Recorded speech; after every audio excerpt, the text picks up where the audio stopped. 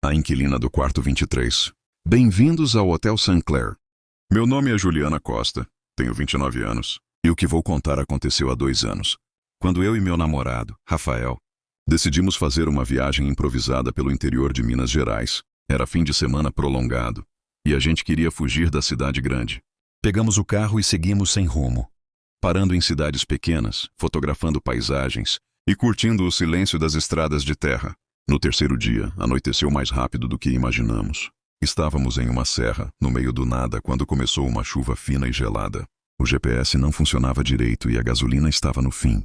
Foi quando vimos a luz fraca de uma construção antiga, com uma placa enferrujada. Hotel St. Clair, desde 1923. Era um casarão antigo, com sacadas de ferro, tijolos à mostra e uma recepção mal iluminada. Entramos e logo sentimos o cheiro de madeira velha e mofo. Atrás do balcão, um senhor muito magro, de expressão séria, nos atendeu sem sorrir. Boa noite. Algum quarto disponível? Perguntei. Só tenho 24. O 23 permanece fechado. Ele respondeu como se fizesse questão de deixar claro. Achei estranho, mas não insisti.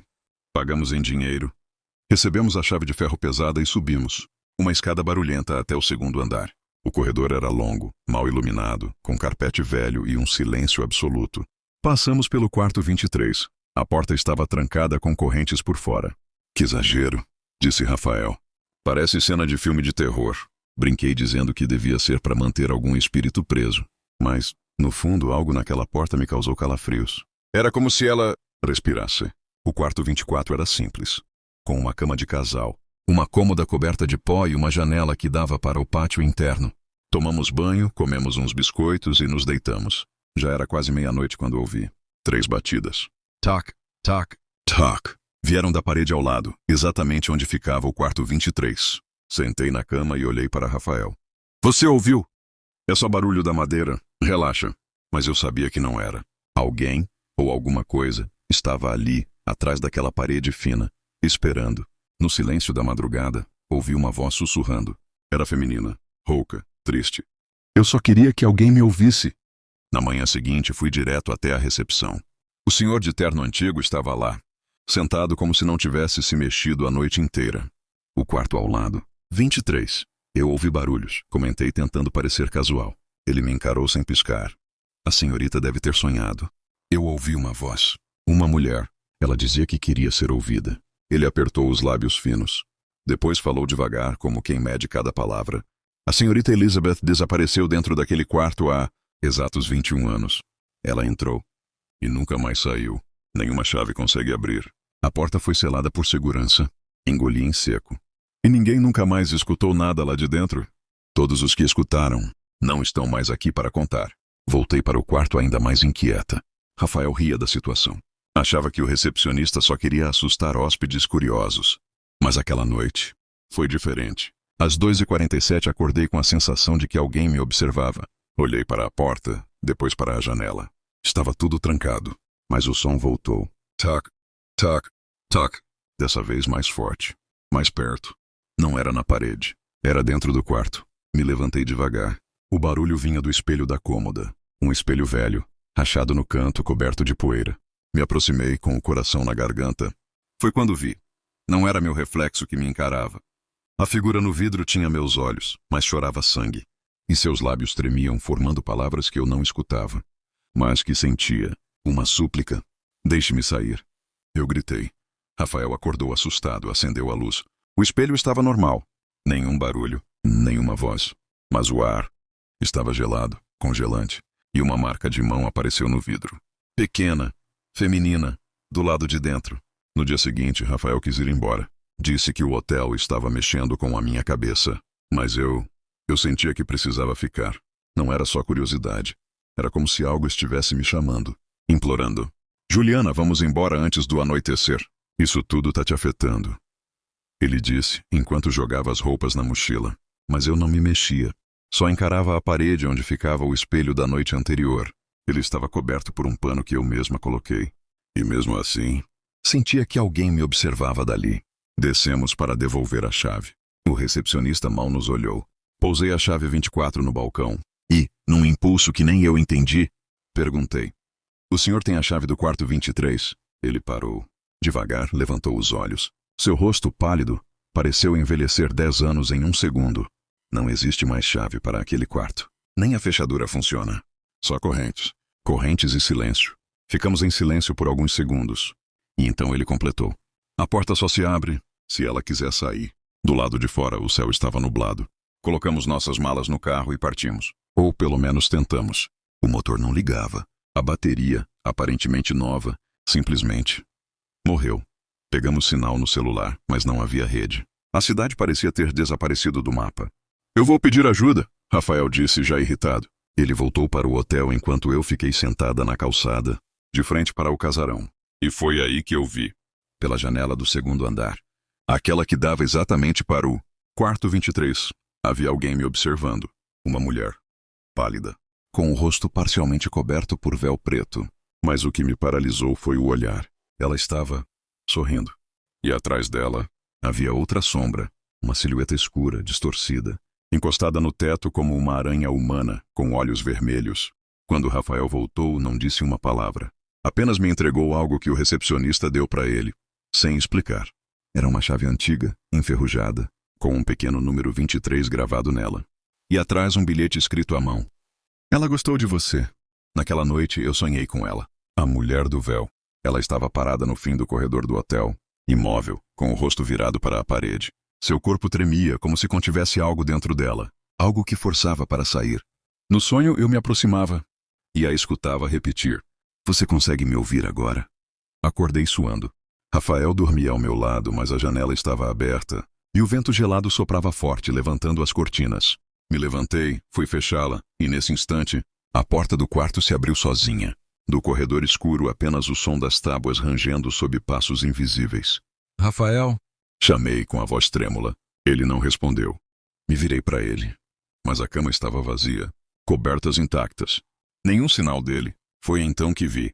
Sobre a cômoda, a chave antiga, a do quarto 23, não estava mais lá. Meu coração disparou. Saí do quarto e olhei para o corredor. O número 23, que antes estava coberto por correntes, estava aberto.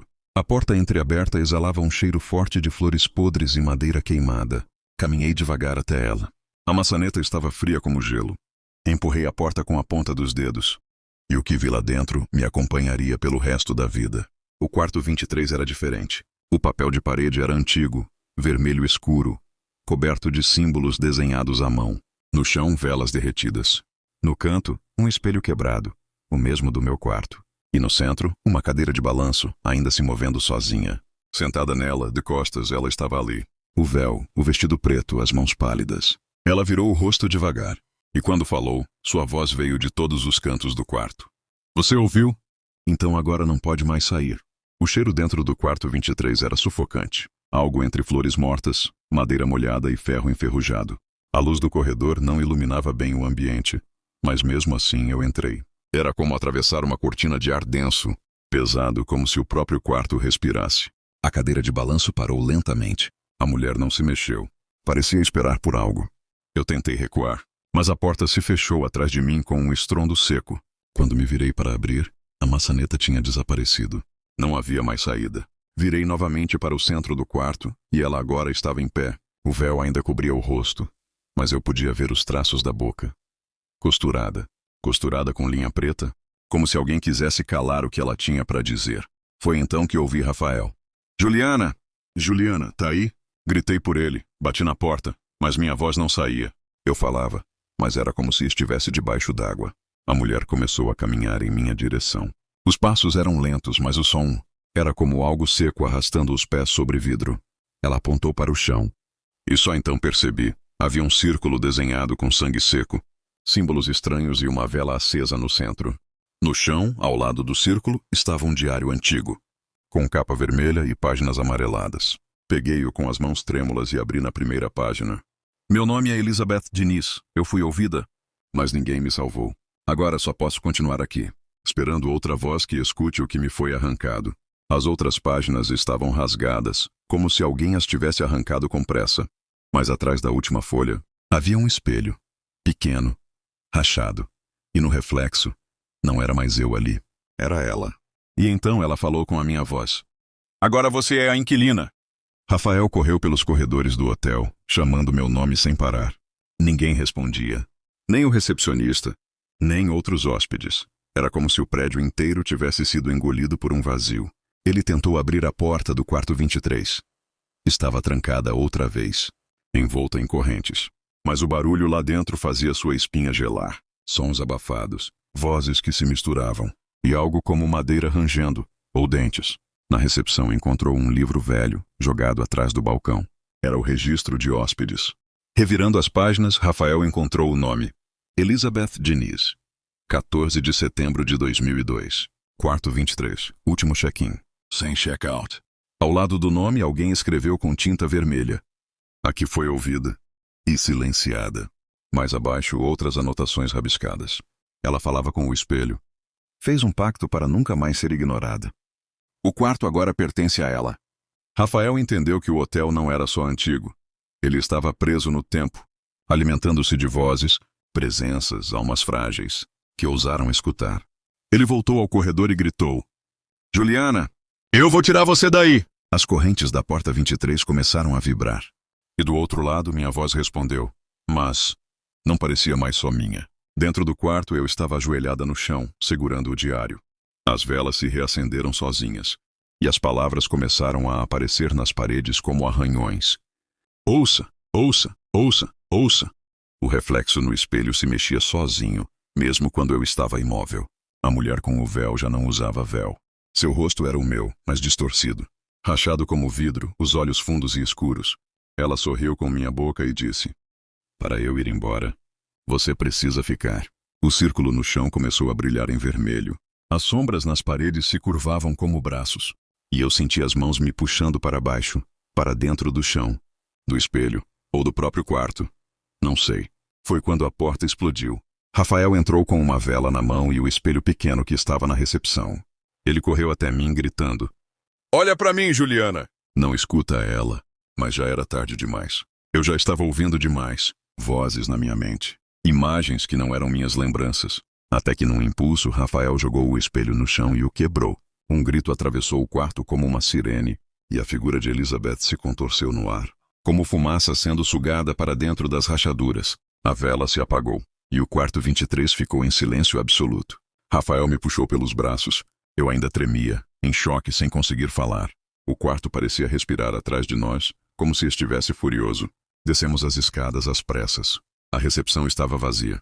O relógio parado em 3h23 da manhã. Lá fora, o carro funcionava. Ligou de primeira, como se o hotel tivesse deixado. Enquanto nos afastávamos, olhei para trás. O prédio parecia mais velho. As janelas estavam todas quebradas. E o letreiro, antes aceso, agora dizia apenas Eli, in Adoka, to 23.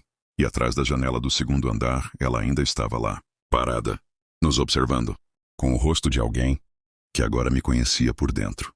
Rafael acelerou. A estrada finalmente tinha sinal. Mas toda vez que olhava pelo espelho retrovisor, o reflexo no banco de trás não era o nosso. 3 semanas depois da fuga, Rafael e eu tentamos seguir a vida normalmente. Nos mudamos de cidade, trocamos de número, até evitamos falar sobre o que aconteceu naquele hotel. Mas nada, estava normal. Às vezes acordo no meio da noite e vejo a porta do armário entreaberta, mesmo depois de trancada. Outras vezes o espelho do banheiro embaça sozinho e aparece aquela frase, como se tivesse sido escrita com o dedo. Você me ouviu. Rafael finge que não percebe, mas eu sei. Ele sabe também. Semana passada, uma coisa me assustou de verdade. Fui olhar uma selfie que tirei no carro. No reflexo do vidro traseiro, lá atrás, tinha alguém no banco de trás. Cabelos pretos, pele pálida e um véu, escuro como breu. Não sei mais quem está comigo, ou se eu saí mesmo daquele quarto, mas tenho certeza de uma coisa. O quarto 23 não precisa mais de chaves. Ele viaja com você. Obrigado por assistir até o fim dessa história misteriosa. Se você gostou, se inscreva no canal, ative o sininho da notificação para não perder nenhum vídeo novo e, se puder, compartilhe com alguém que ama histórias assustadoras como essa. Deixe seu like e conte nos comentários. Você acredita que o tempo pode guardar almas perdidas? Nos vemos no próximo relato, aqui no Ruptura, Amanhecer Sombrio.